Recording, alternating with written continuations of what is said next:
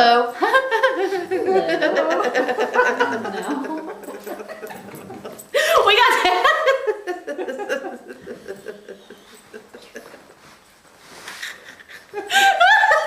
It's so much fun to watch you all, but it's even more fun to experience it with Veronica when she's, being strict with herself. I will not get upset because I can't find my keys. I'm being habitual. She ran through the whole litany of it, which is great. It's great practice to see where habitual response has you and where you can release the idea of being habitual, not only in the patterns, like I always put my keys here, but in the reactions to the results of patterns being disrupted.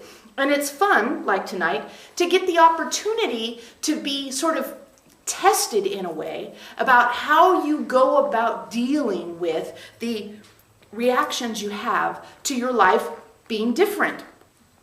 We can't have change without change, and it's essential to have opportunities where change occurs so you know change is happening.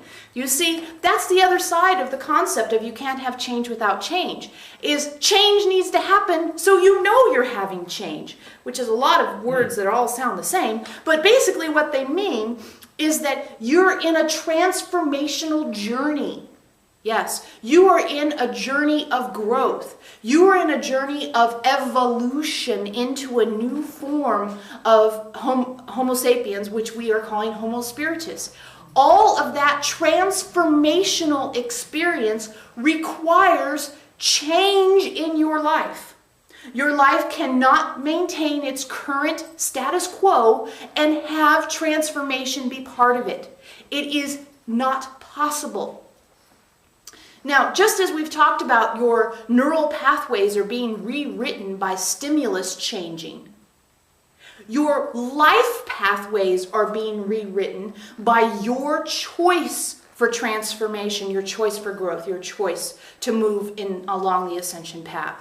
So you are demanding by your inner choices that your external world reflect to you the transformational process you're in. And that means things change in your life.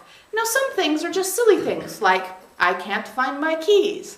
And some things are even sillier, like I'm going to try brushing my teeth with my left hand.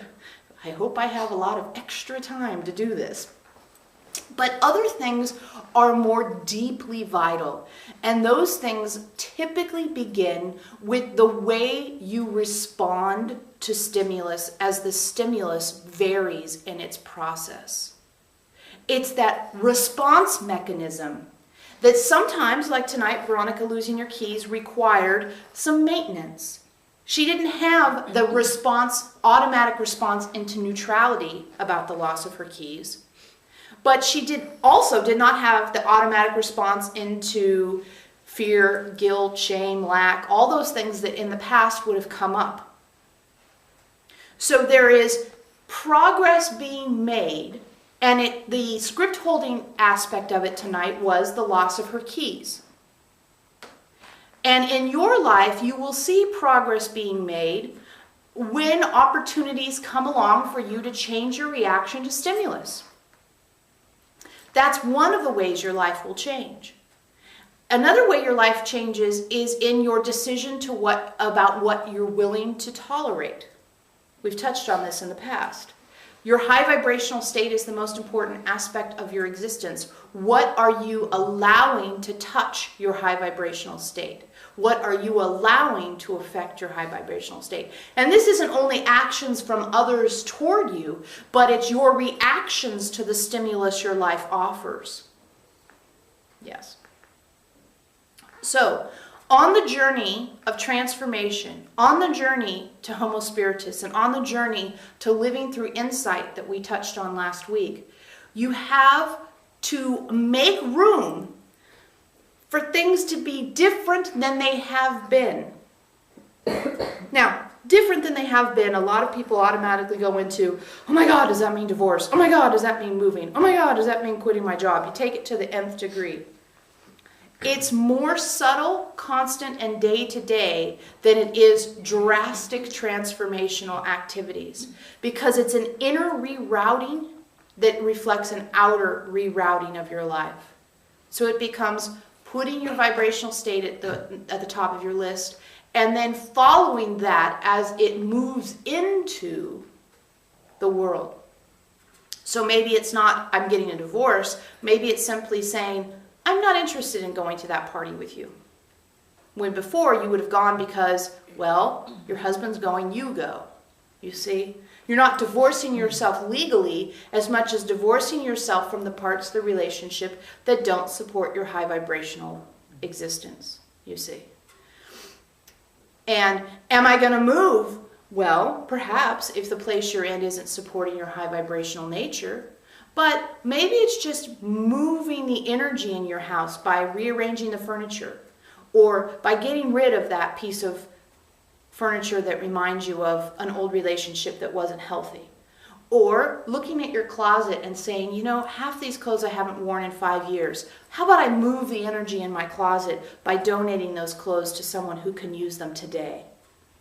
Transforming your life can be not only the brushing your teeth with your opposite hand, but the moving of the energy in your life that is stagnant, that isn't supporting your growth.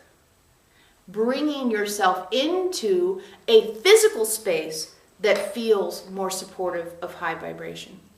Now, we also touched on, a lot of people think that if you say you're going to change your life, it means you have to change your job.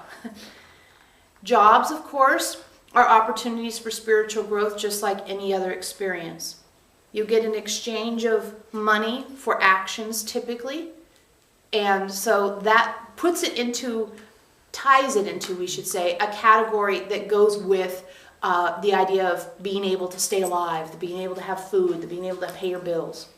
So it becomes a survival instinct to have a job. You connect your survival with job. And when you make that connection, anything that proposes to disrupt the job makes you go into survival mode. This is something to be very cautious about.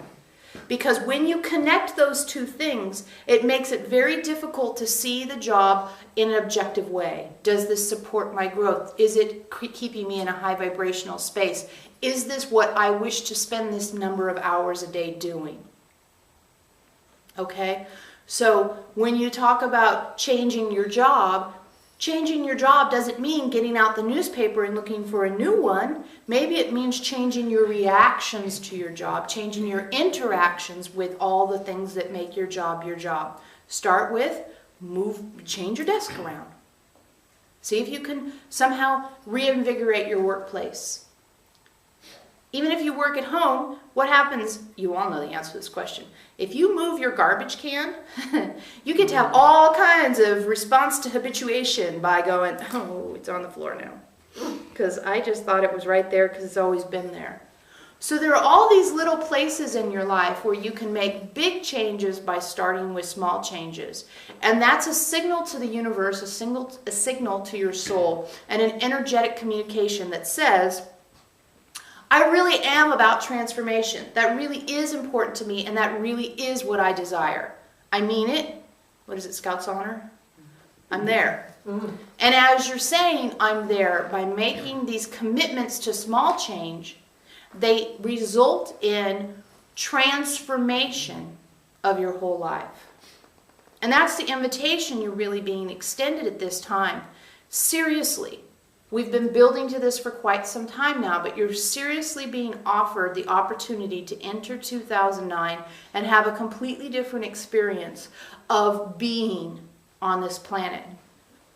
And the jumping off point, let's call it, is looking around your life and seeing where things are stagnant and offering change in those small ways to generate change in big ways, and to jump into the biggest change, which is the paradigm shift from I'm going to think it all out to I'm going to be inspired by everything for the actions I take.